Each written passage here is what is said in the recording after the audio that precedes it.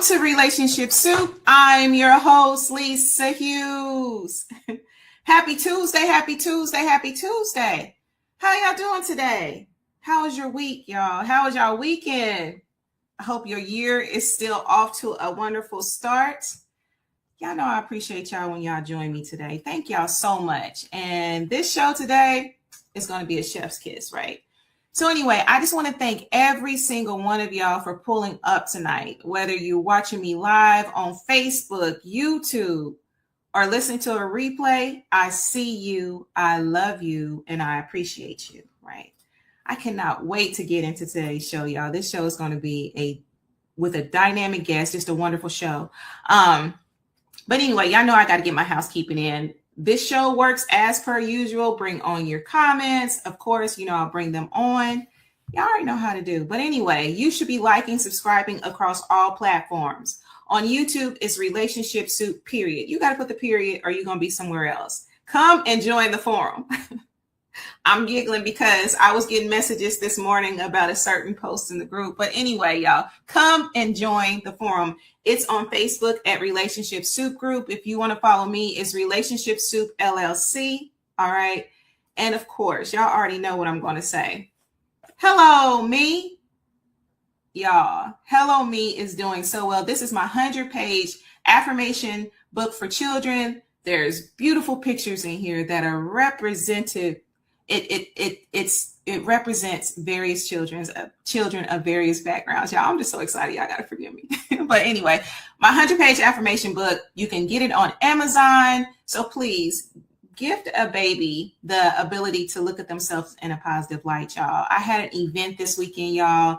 It was a total success. It was so refreshing to see children actually getting the book and looking through the book and just the wonder in their eyes. So you should bless a child in your life that's special, whether it's your baby, a grandbaby, a cousin, niece, nephew, whatever. Get them Hello Me. Again, this is my 100-page affirmation book for children. It has beautiful pictures. I'm just going to show you one of them. This is one right here. This is Isaiah right here, right? But anyway, y'all, hit it up on Amazon. All right, y'all. So Hello Me. All right, y'all. So let me go ahead and get into today's interview, y'all. I am telling you, this guest is dynamic. And I see your comments. I will absolutely bring your comments on in a minute, y'all. Have y'all ever crossed paths with someone whose story could not fit easily inside of a box? Our guest today is an artist, a creator, a survivor, and someone who has rewritten the narrative they were handed. He was born into circumstances that could have easily become a life sentence, navigating everything from addiction to group homes to instability. He was navigating challenges that it takes some people a lifetime to figure out. He faced realities, y'all, that some of us could barely even imagine. Now add to all of that, moving through this world without sight. And you really begin to understand that this journey has never been an easy one. But this story isn't one about victimhood. It's one about vision, okay? The kind of vision that has nothing to do with eyesight. It's about creating beauty from chaos, finding identity when the world keeps trying to identify you and put you in a box, right? Learning how to love after experiencing abandonment. Building success when every statistic is telling you you shouldn't or you can't. Now, my guest today is Baghdaddy, and at just 17 years old, he lost his eyesight due to complications from a lithium medication. Shortly afterwards, he lost his mom, another life-altering tragedy. Now, many would have allowed these circumstances to define them, to define their future, but not Baghdaddy, not at all. He chose a different path. Today, he's built a thriving brand rooted in music, entrepreneurship, luxury living, and personal freedom. He's known for blending Southern street music, club anthems, motivational records, and an unapologetic approach to life. Okay. Baghdaddy is proving that blindness is not a limitation. It's part of a larger story of resilience, vision, and determination. So in this interview, we're going to explore all kind of stuff, y'all. We're going to look at overcoming adversity, building confidence after loss, entrepreneurship, relationships, his openly polyamorous lifestyle. We're going to get into that too. The power of mindset and how he's using his platform to challenge society and their expectations of what blind and disabled individuals can achieve, right? This conversation may challenge some assumptions. Okay, y'all know how some of these conversations go. And it may be uncomfortable at times. And it may be deeply emotional, but most importantly, is real. So what I want to do now, I want to welcome Baghdaddy to the stage. So I'm going to go ahead and welcome him. I see your comments and I will bring them on. Thank y'all so much for being here. All right, so coming to the stage, I have Baghdaddy. You ready, Baghdaddy? You there? All right, let me go ahead and add you to the stage. All right, can you hear me okay? Yes, I can hear you. Can you see me? Everything good? I can't see you. You can't see me at all? No, I can just hear you. It's whatever your preference is. Okay. We good then. Okay, all right. So Baghdaddy, thank you so much for joining me today. I appreciate you so much. Yeah, thanks for having me. It's a pleasure to be with you, man. So I'm excited about the conversation and everything, man. Let's cook, Lisa. Let's cook. Hey, let's cook it up. All right. So now I gave my guests kind of a synopsis about you. Is there what else would you tell my listeners about you? I mean, I'm everything that everybody thought I wasn't gonna be, man. When I was a kid, I went through a lot of stuff, even in my own home. My mom, she went through a lot of stuff. So it was like she had 6 boys. She had no life. You know what it's like. She had all her kids young. And having 6 boys, actually was 7, and my older brother was killed by her best friend. The best friend drowned my older brother in hot scalding water, and my mom came home to her son floating in the bathtub. So it messed her up mentally, and she did her best. I didn't know what it was like to be a parent till you become a parent of your own, and you want to judge your parents and stuff until you actually get to go through. So now I find myself in life looking through the lenses of her, and even with my children, and I find myself apologizing a lot that I can never actually say to her. So I guess one of the main things I want to tell y'all, man, if your parents alive, and reach out to mom and say I love you, reach out to dad, say I love you, man. I understand, especially if you raise a kid. I understand everything. I understand the sacrifices. I understand why you did some of the things you did, and I understand that we suffer from mental health ourselves, man. Everybody. So in the Black community, a lot of us suffer from that. So that's it, man. Have a little grace on yourself and a little grace on your parents, man, because it's a hard word out here, and we all just trying to make it, man. Absolutely. That piece right there, that grace piece, that has come up quite a bit in the podcast. Now, let me ask you this. So when you think about your younger self living through group homes and instability, okay, what is the first memory that comes to mind? Well, okay. I guess my first memory that comes to mind is there was people that I met in the first group home that actually try to help. So I do have a lot of friends and a lot of memories that I met through there. And I learned a lot of even stuff I learned today, the social skills, how to pay bills, how to budget. I remember one of the things when I got to the second group home, which was in Richmond, Virginia, that they used to not cook for us on the weekends and just give us, $20, $40, and we had to make that stretch the whole weekend. And that taught me a lot in life. So some of the stuff I learned, it really helped me out. But my memory I remember the most is my friend Jalil, man. And he was Arabian. And I remember them throwing him out that group home because, we just used to speak up about what was going on. We saw that they gave us a lot of medication in the group home and using us for guinea pigs, and he didn't like what we had, and between me and him, and we used to speak up, man, and they got rid of my homie. So, and I never seen him again since. So I hope J-Lo out there doing good. But that's one of my fondest memories is hanging out with him and shooting basketball and just talking about what we gonna be in life, man. So okay, all right. Now let me ask you this. What did your mother's addiction teach you about love, trust, and forgiveness? You kind of mentioned a little bit, but what did it teach you about love, trust, and forgiveness? It taught me that like I said, you can't judge people, man. You gotta give people grace. And you got to look back. Like sometimes I look back on, I really realize, dang, she was 27, she was 25, she was 28. You know, she was Right. 30.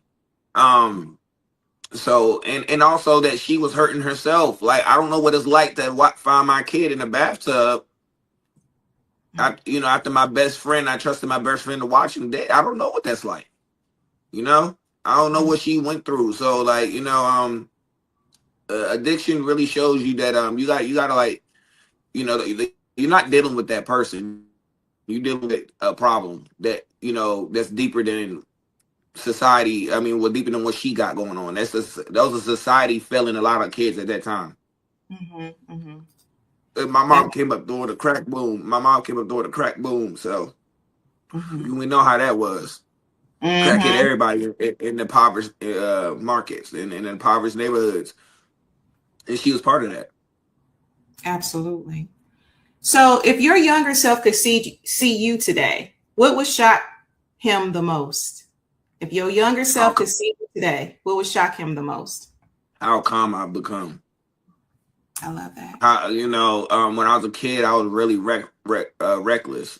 Fighting, trying to really hurt people that hurt me because I was hurting inside from the life that I was living. So, yeah, my younger me would be shocked. Like, you turned out to be like this. You turned out to, you got kids. You got you achieved being a rapper. I didn't even rap when I was a kid, so this would be completely shocking to my younger self. Mm-hmm. Okay, I love that. I love that. All right, so let's look at this.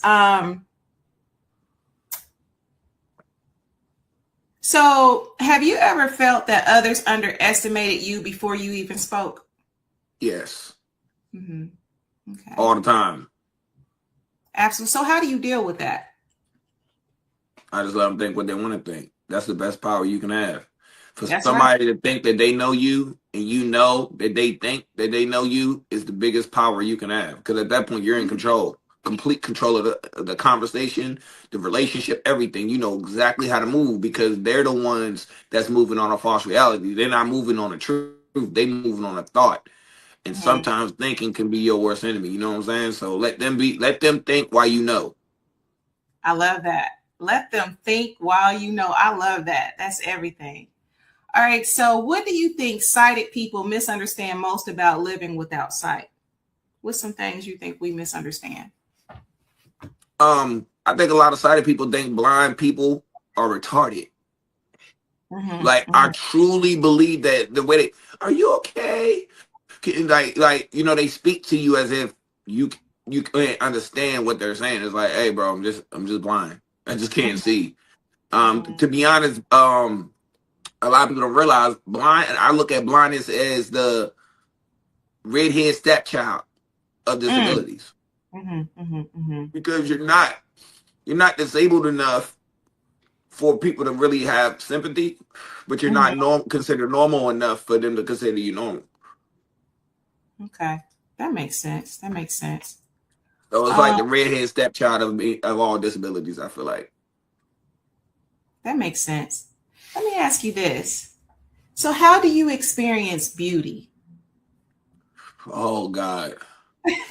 I feel like I know women better than a lot of men ever will know women. And I think that's part of my charm of why a lot of people are like, well, you blind, how you know how good the girls look, how you be getting these pretty girls or stuff like that. First of all, my main girl is bad. So if you in the poly stuff, you got to have a pretty women follow other pretty women,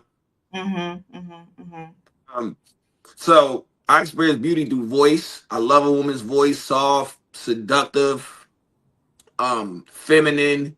I love I experience through touch, energy, vibes. Like I can really read somebody, and that's whether anybody, but really when it comes to women, I can read energy very well, voice tone. I know a woman's intent by how she answers a question. A lot of people don't realize you can tell a person lie because a lot of people think about their lie and it comes out through their voice and they don't even know it. Wow. So I experience beauty in a deeper way. I feel like I know the women I deal with. I know them deeper than a lot of men will ever know them because I know them. A lot of men talk to women off visual aesthetics. Mm-hmm, mm-hmm. They don't talk to women for the woman. They don't really try to know the woman. If you really be technical, really think about some of your relationships you had in the past, and really ask yourself how many of these men actually knew me. Ooh, You wow. know. This I actually was having a conversation. It was probably a few weeks ago with a friend of mine and was just like, Lisa, do you feel like, men that you have dated, do you really feel like they know you? Do they know you, or do they just know the external you? Right. So it's something how this is coming up again. So that's really deep. I love that. I love that. Yeah, because men we like car salesmen. We fast talkers, especially when we want something from you. Mm-hmm. So we're gonna talk to distract you from the stuff that the red flags that we know you will see if we don't allow you to have, if we allowed you to have that time. So you gotta watch it, man. But yeah, I really I think that when you know the woman, down to I feel like you got women out here sleeping with men that don't even really know their bodies. They don't even pay attention. They've been sleeping with you for 3-6 months and they haven't learned nothing. They don't even listen to your body talk to them. So I listen to the body talk, the voice, the mind. I want it all. I want the mind, body, and spirit when I'm talking to you, because that's when we locked in. Other than that, it's a very superficial relationship and it ain't real. That makes sense. And I know when I'm dealing with the not real stuff. And I'm cool with having the girls that ain't real with either. Sometimes you need entertainment, but hold on back. Your when sound you're is really went trying out. to lock it. Yeah. Your Yeah, sound. somebody try to call me. Oh, okay. Is it out now? Oh, I can hear you now. Yes, I'm sorry. When No you worries. hold on, I'm gonna have her come put my phone on mute so somebody don't call me. I'm sorry, y'all. I got a company as well, so let me try to make sure that don't happen again. But yeah, you a lot of men just don't know the woman they're dealing with. Sexually, mentally, nothing. And that's why a lot of people women experience mediocre sex too, is because they're just having sex physically. There's no mental, emotional, nothing. Okay, that makes sense. All right, so let me ask you, let's get into your art and your creation, right? So what emotions are you still trying to express through your work, do you feel? I'm really big on like sexual freedom. So a lot of my music is just like really I make music right now for the clubs and women that like I like to get out there and have fun. I like to make the ladies dance. And then I might do some toxic, love songs too. I like to just talk about what I actually know, man. And when it comes to the music, that's why I lean on. So I'm really like an Uncle Luke meets a Future. Yes. And young with the hypeness of Young Jeezy. Okay, I love that. So what part of your story, well, I think you kind of answered that. Is there a piece that you've created, okay, that you feel like it's a conversation with your younger self? Do you have any music that you feel is a conversation with your younger self? No, but you just gave me the idea, so I'm going to do it now. That is hard. No, I haven't done a what they call an introspective song for myself yet, but I think that that would be something that I'm about to work on because that's actually a cool concept.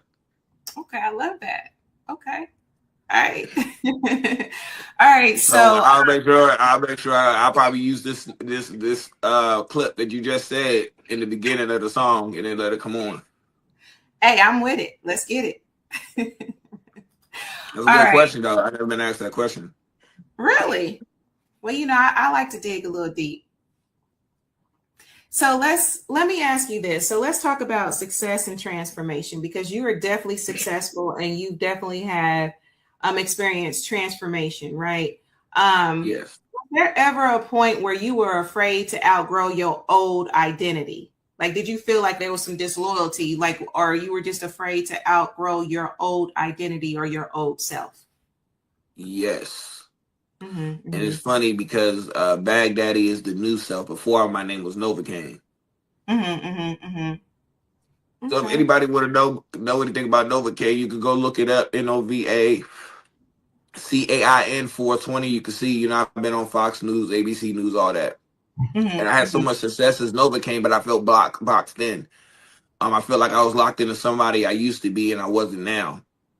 And mm-hmm, it took me a while. It took a lot to let go. I spent hundreds of thousands of dollars building that brand, but I mm-hmm. had faith that I could do it again, and I had faith that I wanted to do it this time more honest with myself and being more me. So it was hard. That was really hard, and but I did it, and I feel like it was one of the best decisions I ever made. Absolutely. So, how did you learn to stop seeing yourself as someone who is merely surviving? Because to live the lifestyle that you're living, right? Luxury. I mean, you are living life, right? How did you learn to stop seeing yourself as someone who is merely surviving? Um, well, it's kind of easy for me in that aspect. Once I got the money, Mm-hmm, um, and I realized that I had the money, I was like, I'm living in Florida now. mm-hmm, mm-hmm, I was um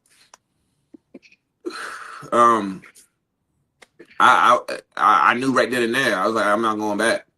mm-hmm, I'm mm-hmm, not mm-hmm, going back to what I had. Like after you experience that, but I know everybody don't have that, and I lost it and got it back again. So now I'm way smarter than I was when I first got it. That's why I keep telling everybody, give yourself grace. You don't know what you're gonna do when you touch $1 million. Everybody like, oh, if I had 100,000, I 200. No, you don't. Trust me, because once you get it, it changes you. mm-hmm, mm-hmm, You don't know what you do if you never had that kind of money before. So, but getting that kind of money will easily allow you to recognize that, hey, man, like I'm not surviving no more. I could chill. I can have fun. I could take my kids out. We not going back to where we was. mm-hmm, mm-hmm. I love that. So, what does success cost you? Relationships, Mm-hmm, mm-hmm, um, girlfriends, friendships, other opportunities. I feel like if I didn't do music, I feel like I would have done some other stuff. So it also maybe other lanes that I could have done, and maybe if not even went through as much of the headache you go through in music. So I feel like the success with the music and the success with my company. Oh, and it takes away. It sucks sometimes. It took away my ability to be a fan of other music. mm-hmm. Mm. Okay. Okay. Like Okay. once you get behind the scenes, you start seeing some of your favorite celebrities and how they really are, and you start realizing the mystique wears off and the Superman power wears off. You start recognizing, like, dang, like this kind of ruined the taste for me with music now. It's hard for me to be a fan. So look, that's a big cost of the success. That makes sense. That makes a lot of sense. So, do you ever struggle with feeling worthy of the life that you've built? Nah, I'm too arrogant for that. I'm too arrogant for that. Well, I haven't been a victim of nothing like that. Okay. All right. I love it. All right. So let's move on to love, relationships. Okay. And polyamory. So many people are familiar with traditional relationship models. We actually talked about this on one of my previous shows. So what does love look like in your world? What does it look like? I'm torn between the feeling, that love feeling. I'm really torn between that word because, like, I know like, some people, I do think you can probably only truly love one girl. Mm-hmm, mm-hmm, Like, this is where I'm starting to come to. I think you can truly be in love with one girl, mm-hmm, but I do think that you can grow to and have love for multiple women. But you'll probably only be in love with one person, and that's because that person that you are in love with, it's normally, I feel like that's a one and done. Like mm-hmm, I don't think you do that multiple times. Like I'm talking about genuinely do it multiple times. mm-hmm, So that's just my belief. I believe you fall in love. So I probably fell in love with one woman, and mm-hmm, that's the girl I'm with now. Like I probably felt that's the only girl I can say I felt in love with. The rest of the women I just got love for. and I care about them and stuff like that, but it's not an in love thing. So Okay. Okay. What have your partners taught you about vulnerability? What'd you say? you can't be too vulnerable. Mm-hmm, You can't mm-hmm. be too vulnerable, man. Like I feel like the truth is when it comes to relationships, I do think you gotta keep a lot of you to yourself. Like Mm, you do. You gotta keep a lot of you to yourself because you gotta protect yourself, man. Like, I think the only person that starts to deserve to see that you 100% is once y'all like 15 to 20 years in. Like, okay. I really feel like you should peel back like a layer. Like, ladies and men, anybody watching this, drip feed your relationships. If you Mhm, do it like that, it's gonna stay exciting. Otherwise, it gets boring. Drip feed it. Have a plan, a dating plan for yourself. Have a relationship plan for yourself. If I'm going to be in relationships, this is how I'm going to dictate the speed of this relationship. Stop giving yourself 100% in the year one, year two, and you break up. Now somebody out there running your business in the mud, telling people your personal business, stuff and something you should never told that person in the first place. Because if that was the case, that person wouldn't be out there telling it. mhm, mhm, So mhm. you gotta be real careful, protect yourself. So that's what all these relationships, including my friendships, do not allow yourself to be too vulnerable. Keep the most important parts and the most sensitive parts to yourself. Okay. All right. So, what misconceptions about polyamory do you feel you encounter most often? That it's just about sex. Mm-hmm, mm-hmm, With me, I have a credit building company as well. So to me, with the women, it's we trying to get some money.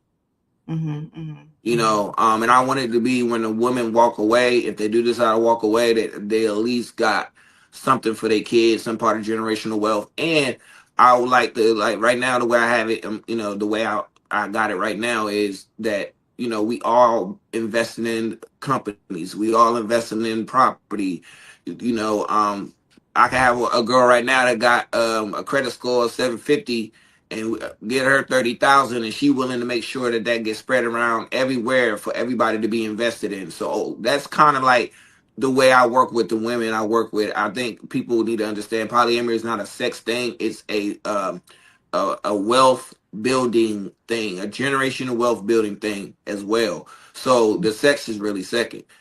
The first thing you should be worried about is, are we gonna be able to make money together and sustain this? As a man, that's your job to lead all the women into some kind of financial freedom, or you a fuck nigga. mm-hmm, mm-hmm, Like mm-hmm, real talk. mm-hmm. If you just fucking and you know this girl got kids and you putting babies in them and you ain't leading nothing foundational, you just a fuck dude. Like you're not a man, bro. Like you a kid still. So Mm-hmm, mm-hmm. That's real. That's real. and it's not So, for broke people. Oh, hold on, let me say this too. Polyamory is not for broke people. You you cannot know, what you cannot dwell in this life if you can't afford it. You know what? I was actually watching this influencer, and she was actually talking about that too. And it was a lot of people that were upset with her because she's like, "Yo, you got to have money to do this." Like some of y'all thinking that y'all just gonna get into this lifestyle, and y'all ain't got no money. Like so, that's not it. But she was receiving a lot of slack for that. So to hear someone who's actually in the lifestyle say that, it just really made me think about her reel where she was talking about that.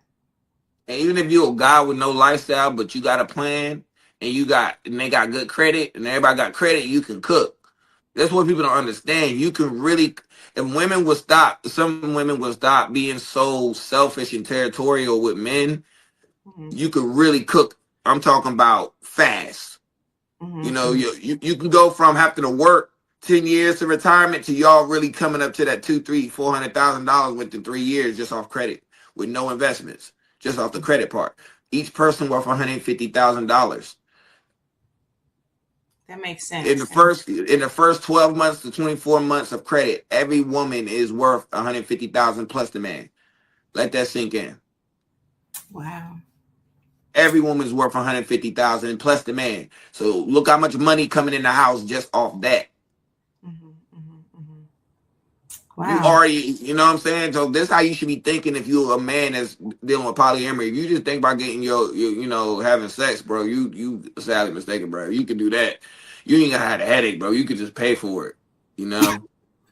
Like you ain't gotta have a headache, bro. You doing too much. That's real. That's very real. So, what does emotional honesty mean to you? Emotional honesty. What does that mean to you? I think emotional honesty is just being able to tell people how you really feel and not sugarcoat it. I think Mm-hmm. that's what it is. I think that's more just for like don't lie about what you actually feel for a person. Like always be willing to tell that person, you know? That makes sense. I agree with that. I Like if you agree. don't like something that your girlfriend or boyfriend do, don't be scared to say I don't like that. And don't do it again. I appreciate it. You don't do it again. You know, and that's on both sides. Mm-hmm, mm-hmm. That makes sense. That makes a lot of sense because, sometimes, and I can say that I've been in a situation where, I really didn't speak up about something that I didn't like. And it just snowballed into something that it shouldn't have been if I had just spoke up. And plus, what life is teaching me as well, you have to be truthful and authentic so that that person can really love the true you, right? And that does include like speaking up and stuff like that. So that Yeah, makes a and lot. also is being honest with yourself. Never lying to yourself. Even if you are capping other people, if you get to a point you lying to yourself, it's a dangerous slope you on, man. So always Absolutely. be able to be honest with yourself. So, I think it's just it's the intelligence, emotional intelligence of being honest with you and anybody else, and having that discernment. Absolutely. Absolutely. Now, this is another question I have for you. So, is there a connection between artistic freedom and relational freedom? Do you think that there's any connection with that? No, I just think freedom, period. You got to live your life on your terms. And I you love have all the freedom you want. If you just wake up every morning and say, these are my terms and conditions for you to date me. These are my terms and conditions for you to be my friend. These are my terms and conditions to be in business with me. These are my terms and conditions if you don't live in my house, drive my car, work on your contract. Stop. Stop having no plan for life, man. You have a business plan with no life plan. Think about it. That don't make sense. Mm-hmm, mm-hmm. Absolutely. Billionaires have business plan, but they ain't got no life plan. Like, no, everybody have a life plan. This is why they have life coaches. Be serious. Take life serious. If you ain't got a life plan, I just feel like you're not taking it serious. Mm-hmm. Absolutely. So have a plan for your relationship. Write you a relationship plan. That's for business, relationships, everything. Mm-hmm. And do not budge on what I call your deal breakers. Whatever your deal breakers is, once it's broken, let it be done. That makes sense. That makes a lot of sense. So, If what they break your deal breakers, be done with them. Mhm. That makes so much sense. All right. So, what part of yourself are you still healing, would you say?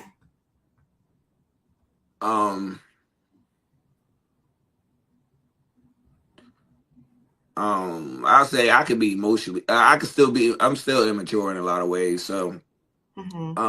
because of the stuff that happened to me, so I feel like that I'm still working on that side of myself, like trying to become a little bit more mature about certain things. But but then again, like I said, I'm emotional. I'm honest with myself. Like I know where I'm immature at. So, yeah, I think that's maturity. And like well-rounded maturity, not just being mature in business. Like be more mature on my relationships, how I raise my kids, how I deal with people. One of the mature things I had to realize was not cutting everybody off. Right. Mm. Mm-hmm. Mm-hmm. Cause I learned I cut everybody. I went, started cutting everybody off. And I looked up and I ain't had nobody. Mm-hmm. Mm-hmm. And then Mm-hmm. you start realizing, well, maybe this person might have messed up in this area, but they were cool in this area. So this Mm-hmm. person might have been. So instead of just messing up like that and cutting everybody off, I think you should just know where to place people once you're dealing with people, because Yeah, some people just like, even a person that you really dislike could be the reason why you make $1 million next week that because they were makes sense. good in some, they were good. They might have just, you might have been living with them and you shouldn't have been. So y'all lost y'all friendship. But that don't mean like you should cut that person off because how they lived with you. They just may have been a horrible person to live with, but you know they were cool in other areas. So that makes sense. So, what has suffering taught you that comfort never could? Say that one more time. What has suffering taught you that comfort never could? What would you say to that? Grind, Ooh. hustle, grit. You know, the fighter, like how to fight. Like suffering gives you your armor that you gonna need to be rich. You know, it's hard. I think it's gonna be hard to be rich without suffering. People think because rich people got money, they ain't suffering. A lot of rich people are lame, bro.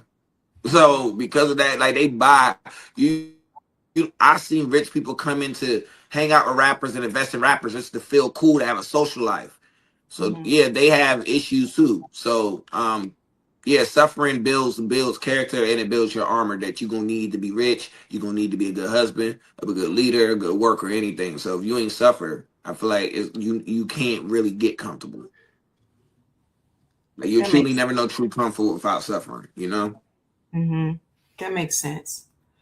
Let's see here. I know that we have some questions in our chat. I will bring that up. So let me ask you this, because I want to ask a couple of raw questions.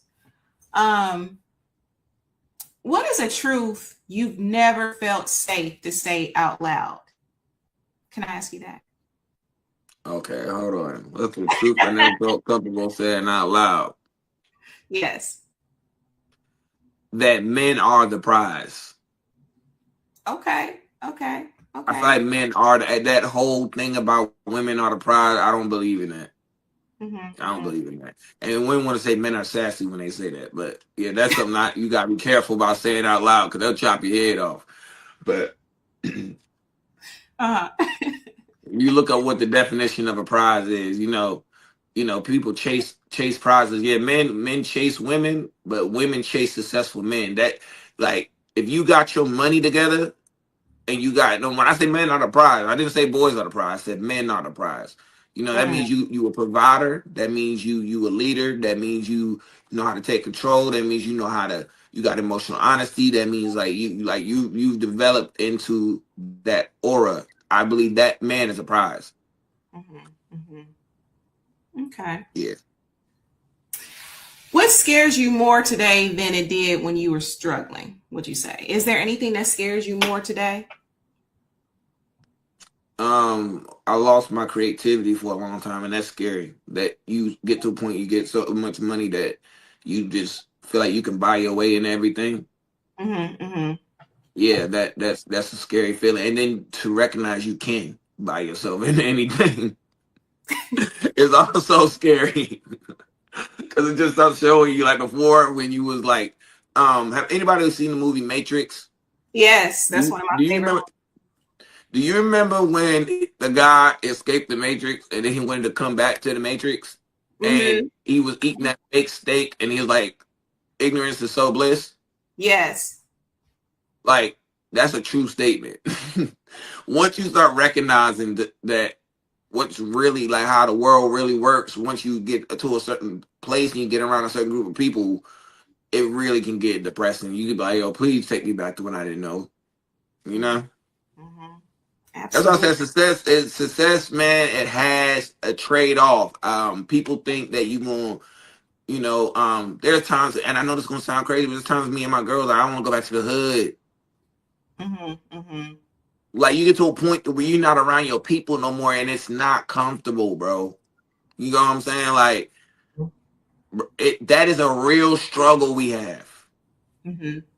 Like, and when you come up and you go to certain neighborhoods, you don't see a lot of us there, a lot of black people there. So you dealing with a lot of racism from your neighbors, the schools, all kind of stuff. Because like you're not even supposed to be in this neighborhood. So success has its cost. It has its trade-offs. The same stuff that you gonna wish that you had to get rich. When you rich, you can wish you had it back. You know. I just really want to get that through people that's listening, man. Like, be careful what you wish for. Like money's good and bad, bro. And if you're not ready to accept that, it's gonna be hard for you. That makes sense. All right, so we have a few comments. Let's bring on a few of these comments, and then I'm gonna get you out of here. So let's see here. So Tonality says they hated Kevin Samuels for saying that men are the prize to the point they celebrated his death. Wow. Yes. Oh my God. I was so disappointed. I'm glad somebody brought that up, man. Rest in peace, Kevin Samuels. And yeah, to me, Kevin was demonized from clips, and that's crazy because a lot of women I asked never ever sat through a podcast, not one. You get what I'm saying? So yeah, but shout out for saying that. But a man is the prize because the man with the bag stops being the chaser and he becomes the chased, and that's how you know that's the prize. He the prize. All right, so we have another comment. Being authentic allows you to move in freedom. Being a Captain Crunch forces you to always keep up a mask and hide your true self. Absolutely. Yeah. Absolutely. Being accountable, have the tough conversations, making amends, having good credit is the true essence of adulthood. I love that. Yeah, that's real. That's real, man. Oh, Lord. Somebody says, I'm looking for a single mom that wants a stepdad for her kids. I cannot. Hey, no, hold on. He on to something. He on to something. He knows something. And he know what I'm talking about, too. I know what you know. I ain't going to say nothing on this line, but I know what you know. That's good game. That's good game. He gave y'all some good advice. So, for the men out there that's talking about, I'm having a hard time finding a woman. You want to be Superman, you want to be Pepper too, go find you a single mama, a single good one, and go to North Carolina, Kentucky, Mississippi, Alabama. No city girls. That's where they at. Okay. All right. So let's see here. So Ty Holmes, thank you for joining us. Ty says, I'm going to remain single forever. Okay.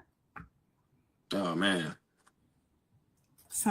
Ty says, I'm not getting married or having kids. Okay, that's fair. You feel like that's what you want. Yeah. Yeah. But that's your kind of see. But see, he set his terms and conditions of his life or her life, whoever that is. I don't know if that's a guy or girl, but they set and they terms and conditions. And you gotta respect it, man. This is what you're gonna deal with. If you're gonna deal with this person, they letting it be known. This is what it is. This is what you're gonna get. Absolutely. All right, so let's see here. I do have a couple more questions and then I'm gonna get you out here. I only got a couple more minutes with you. Let's see here. So let me ask you this. If your mother were sitting here right now, what would you need her to know?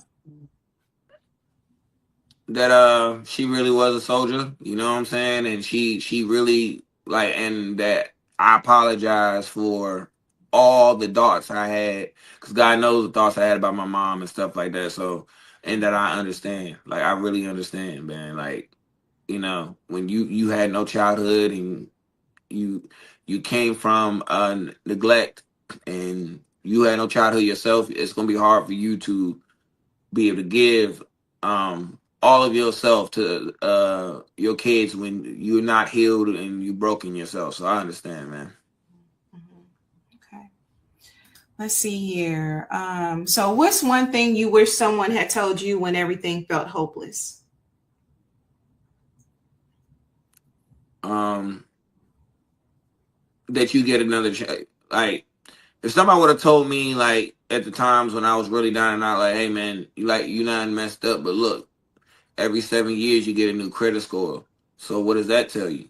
If every 7 years you get a reset by the government, and you get a second chance, a third chance, fourth and fifth chance by the government, what does that say? You gotta give yourself that same grace. Mm-hmm. Oh. So even if you mess up now, no, in 7 more years you guaranteed to be back up. I mean, not 17, 7 more years. So just know that there's no such thing as no hope, because think about it. Yeah, for 7 years you're gonna struggle, but just know after 7 years you back on top again. You know. Mm-hmm. Absolutely. So my last question for you. So imagine a young person listening right now, say they're in a group home. Their parent is struggling with addiction. They feel forgotten. They can't see a future for themselves. What would you tell them? You can't lose, because in that situation, everybody's waiting for you to fail. And that's the perfect situation right there, because now you, like I said, they think, and you're not gonna fail. You know you ain't gonna give up. You know you're not gonna stop. When I was going blind in the group home, Mm-hmm. I'm gonna say this real quick so people could really, at least have something to walk away with. When I was going blind in the group home, everybody thought I was faking, right? Mm-hmm. To the point to where they violated my probation. They try to cover it up and everything. But guess what? I used to look in the mirror every day and say, you can't lose. You can't lose. You can't lose. And even when I was losing my sight, I was like, you're not going to lose yourself. You're not going to lose your swag. You're not going to lose your charisma. You're not going to lose yourself to blindness. That's why it didn't work. And that's why I've been able to jump. I was never depressed about it. I was never nothing, because I told I was going to win, and I did it blind, which made it even more better in my haters' face, because I did it blinded with one or two hands tied behind my back, and they still struggling. Everybody thought I was going to lose. I didn't. So you can't lose, man. In that situation, there's nothing but up. Just know that you can't get no lower than where you at right now. I love that. I love that. So where can my listeners find you? I know that I have your IG and all that, but and I'll put it in a thread. Where can my listeners find you and follow you? If y'all want to hear some of my music, when you already go out to the club and you in that zone, y'all can look me up, Baghdaddy, BAGG Daddy on Spotify. Mm-hmm. I just dropped my new song, Whole Lot of Booty, so you already know what that's about. and you got my Instagram at Baghdaddy Him. So, if y'all want to talk to me, y'all can follow me on Instagram at Baghdaddy Him, BAGG Daddy Him. And man, if if y'all need help with your credit or anything like that, tap in with me. I'll be trying to show love to my black men out there. I know how it is. I'm trying to help you get the bag. If you want to get serious, you can. Ladies, y'all can hit me up too. Lisa, any of your clients that that want anything to do with maybe like credit repair or anything, we'll get together and I'll send you some kind of discount that you can give to your clients, and we can help them with their credit and stuff like that. So, but especially black men, I know how it's hard. I know that you're way to a real woman in your life, and that woman being happy, because a woman will leave you if you start getting broke, bro. I'm gonna keep on, and you should be left. Like, be honest. I'm just being honest. Like, you got to take care of your family. If your family get to a point where it's broke, that's on you. So if y'all need help with getting y'all bag right, I got you. They don't call me Bag Daddy for no reason. We ain't get to that. They don't call me Bag Daddy for no reason. I love it. I love it. So thank you again for joining me. I wish you well in all that you do. And look, I'm looking forward to that collab. Okay. No, I got you. We're gonna do it. We're gonna do it. No, I'm definitely I got you. And I love your platform. Shout out to the Recipe Soup community for having me. Shout out to you. And anytime you need me, I got you. You gonna have to get my shorty on here with you, man. She's an influencer. She popping on IG, and I'm gonna try to get you and her lined up as well. But love y'all, man. Thank y'all for the feedback, man. It's Baghdaddy. Do it. Thank you so much. I appreciate you. All right. So you heard it here first, y'all. Thank y'all so much for y'all comments. Let me go ahead and bring a few of these on. We still have a little time. Jay Desiree, thank you so much for joining me, cousin. I appreciate you. Yes, happy Tuesday, Tonality. Who is that? That's Will. When you should know who Baghdaddy is now. Hey, Lucky, thanks so much for joining me tonight. Was you already uncomfortable? You know how this platform, Lucky. You know how this platform works, Lucky. You already knew that we was gonna get deep. Oh, thank you so much, Will. I appreciate that. I really, really, really do. Oh, thank you so much for kids are, what's that, Koi? Thank you so much. I really appreciate you. And asking, yes, you must give grace to yourself and others. You absolutely must do that. Thank you so much, Robert Day. I really appreciate you. Thanks so much for joining me. And then we have, who is that? Okay, thank you so much, Scott Knight. 1417 for joining us. I really appreciate you. All right, y'all. So I think I've gotten to all of y'all comments. Let me go ahead and close out this show, because y'all know what it is on a Tuesday. So before we leave, I want to leave you with this affirmation, okay? So this one is kind of long. I'm not even going to put I may put it out there earlier because it's so long. So this one is, I now release every story that says I'm limited by my past. The divine within transforms every hardship into wisdom, every wound into strength, and every obstacle into opportunity. I'm not defined by where I begin. I'm aligned with where I am called to go. Infinite love surrounds me, infinite intelligence guides me, and infinite abundance flows through me. What was meant to break me has become the foundation upon which I stand. I trust the unfolding of my life. I claim my purpose. I claim my power. I claim my freedom. And so it is, right? Let me see. I'll put that in there for y'all. It's really long, but yeah, that one, I felt like that was the most fitting for this show. I'm going to go ahead and put it in our chat. It's going to be really long, so it may break it up. Y'all already know how this social media platform works. All right, so I put it in our platform, well, in our chat. So anyway, let's see here. What else? So I hope that today's conversation reminds you that resilience is not absence of pain. It's not. It is not. I wish it was, right? But it's not. It happens when what happens when pain is transformed into purpose, right? That's powerful. When pain is transformed into purpose, right? Pain should be used for purpose, right? So our guest, Baghdadi, is remarkable. He survived hardship, and it's remarkable because he refused to let that hardship have the final word. I love what he did at the end of the show where he was talking about how he looked in the mirror and he talked about, hey, you are not going to fail, in all these positive affirmations, which is, something that, I stand on myself and is in actually my children's book, Hello Me, because that is just really something that needs a seed that needs to be planted. Okay. He's shown us that vision is not confined to the eyes. It's not. And that love does not always fit conventional definitions. And it doesn't for everybody. And that circumstances that we inherit do not determine the legacy we leave behind. Baghdadi, thank you so much for your honesty today, your courage, your art, and your willingness to share your truth. And to everyone listening, may this conversation remind you that no matter where you've come from, your next chapter is not obligated to look like your last one. It's not. All right. So let me go ahead and get this housekeeping done. Let's see here. Let me go ahead and get this housekeeping. Y'all already know. Follow across all platforms. Y'all should be following. Share this. If you feel like this episode would bless somebody, share it. If you're on YouTube, subscribe. Let YouTube know that you appreciate this content. On YouTube is Relationship Soup, period.